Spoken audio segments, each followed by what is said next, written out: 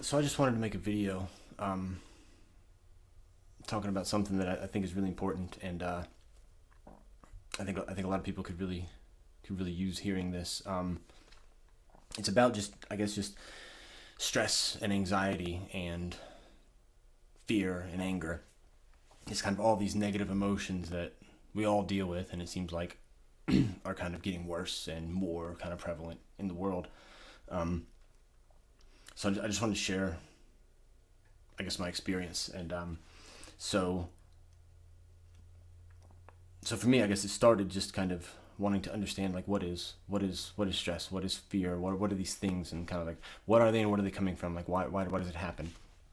And what I've concluded is that essentially it's a glitch in your matrix, that you have your worldview, your perception of reality. You have your matrix. You have what you believe, how you see the world, and what you expect. And then life happens. And when those two things are too far apart, instead of questioning, hey, why is that? Something else happens and you're triggered. And then all of a sudden, you're acting emotionally and you're feeling these things, and your perceptions are clouded, your judgment's clouded, your behavior's clouded. And and then it just kind of goes away. And so just seeing that negative emotion is in direct correlation with a conflict between your perspective of reality and what is actually happening. The question becomes, for me, what is what is your perspective of reality? Like, where does it come from? How does that how do we get there? And I think ultimately what it boils down to is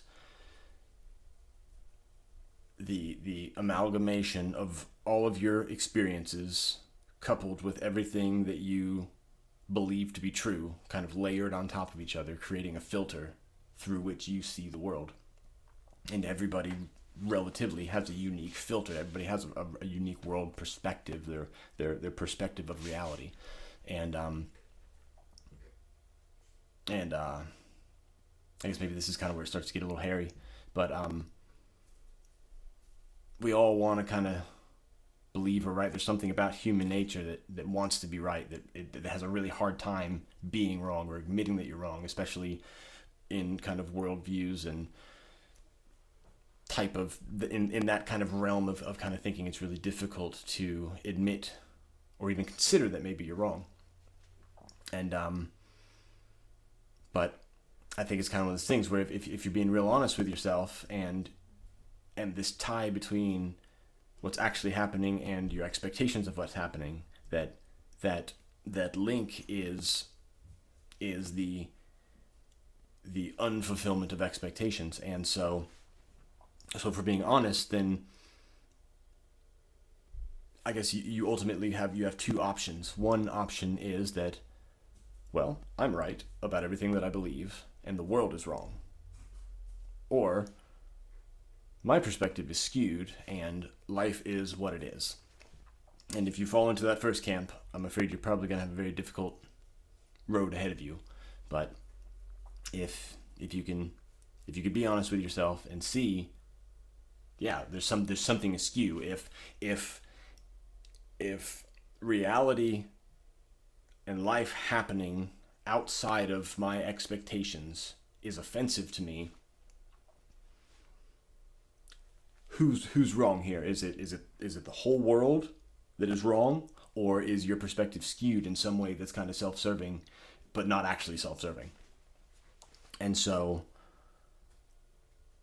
I think the question then kind of becomes, what do we do with that? What do we do? What do we do with a tainted worldview? And I think the answer to that question is you allow your perspective of reality to be just a little fluid, and probably don't hang on so tightly to what you think you know. And when I say a little fluid, I mean a little fluid. I don't mean glass of water fluid that every time you hit a bump, things are flying everywhere.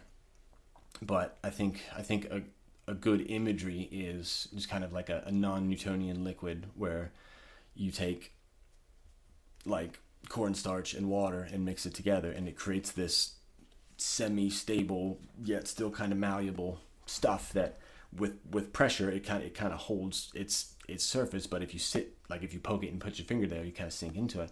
And I think it's a good analogy for kind of worldview, is that it's stable enough that you can move around, that you can stand and you can kind of whatever, you can interact in it.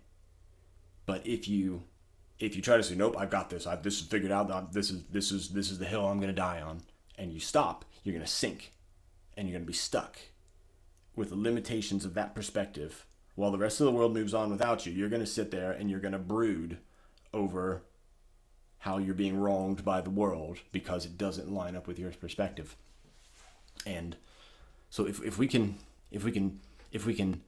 get to that place where we're allowing that level of fluidity, then something pretty magical happens. And what happens is you're no longer just reacting as a victim of the circumstances, just reacting to the irreconcilable differences that exist between what's happening and what you think should happen. And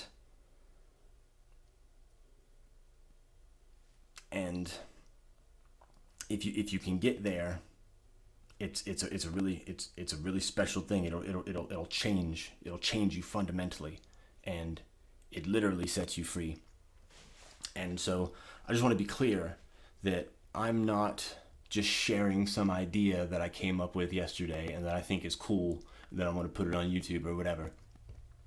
What I'm sharing with you is something that I've done and that I am doing, and that has literally transformed my whole entire life. It has changed the way that I interact in the world. It has changed the way that I deal with conflicts with my wife, and deal with conflicts with anybody, and deal with things not going the way that I think they should. And it has freed me from the bondage of those negative emotions. I am no longer taken over by my emotions, run around wherever they want, and then they drop me off to deal with the aftermath.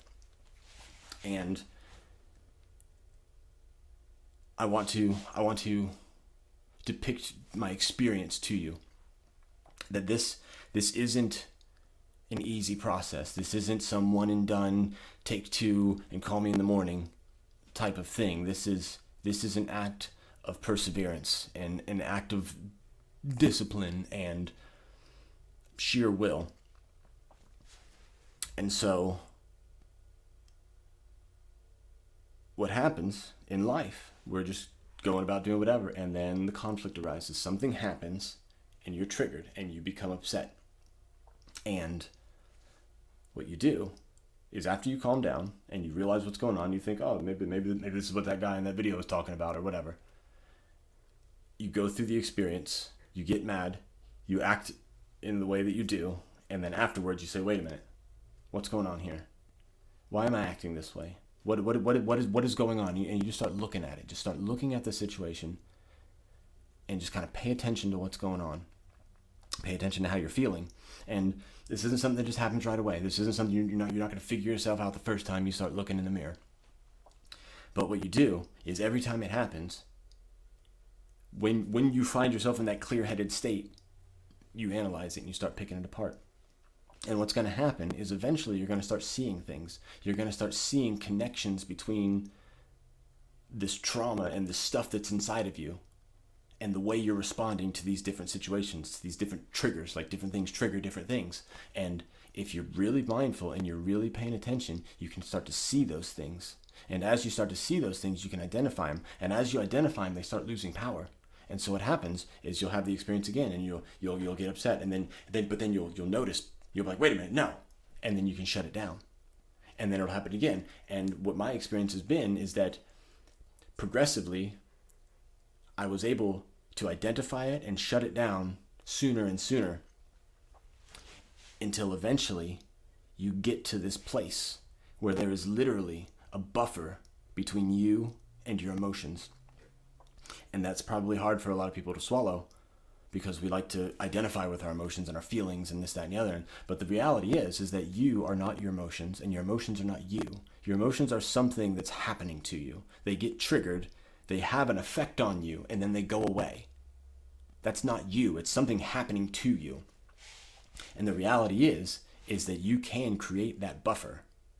And when that buffer is created, eventually what'll happen is the incident will happen, and then whatever, you can catch it, and you can catch it, and you can catch it. And then one day, the incident's going to happen, you're going to recognize the trigger, and you're not going to react. You're going to say no. And in that moment, something happens to you. You're free. You've overcome that deepest, darkest part of yourself. And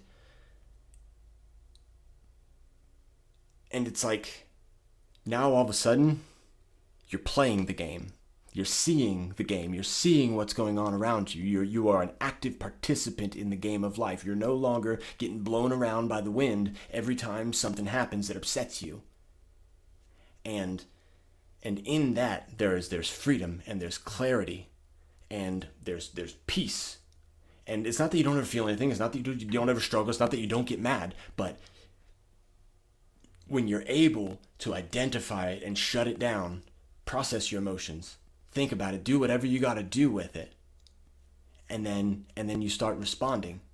You start responding instead of reacting. And once you can respond to the world without emotion, and you can do so intelligently and productively, you start participating in the game, and you start growing, and you start learning, and you start contributing.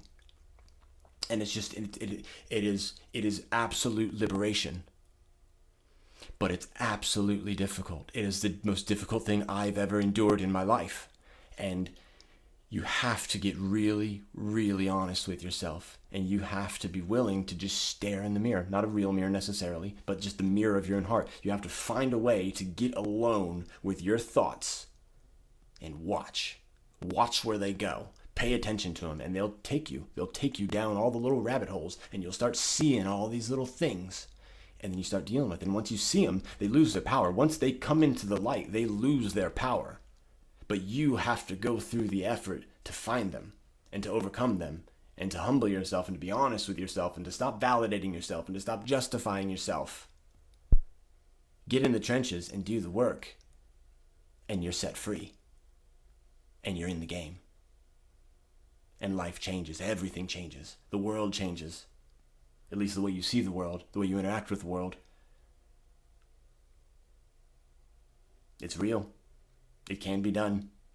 I'm in the process of it, and I've done it. I hope you can take something from this.